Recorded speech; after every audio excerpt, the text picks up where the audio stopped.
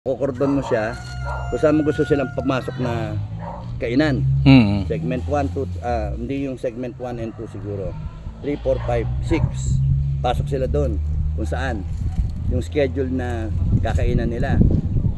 After that, yung susunod na araw naman, yung susunod na araw. And that gives them time na yung yung mga halaman, matinanim to regenerate.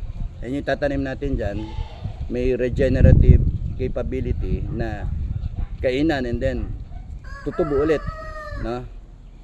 Pagka naubos sila, then may silage naman kasi yung 1 and 2 yun yung hindi ko pagagalaw sa kanila, yun yung anihin and then gagawing silage. So pagka natuto na yung mga yan, palakpak ka lang o kaya pito o whatever, automatic sila pupunta na sila sa barracks nila. Parang may may mga password sounds. Maano sila ba? Matuturuan. Ngayon nga, noong unang dumating yung mga yan, habol-habol namin.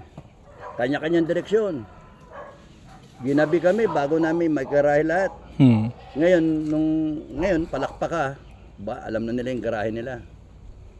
Kaya nga lang, you have to reboot yung memory nila kasi pagka napunta na sila sa bagong barracks, ang style lang doon, ikulong mo lang tatlong araw. Doon lang sila. Tapos kain sila. And then isa-isa mong pakakawalan. Yung isa by barracks ba? By condo. And then pagka ibabalik mo ulit. So sanay na sila doon sa ganung sistema. And then pwede mo nang pakawalan lahat sabay-sabay na alam na nila yung babalikan nila. So yan, tatayo yung weldingan yung poste ng condo 2.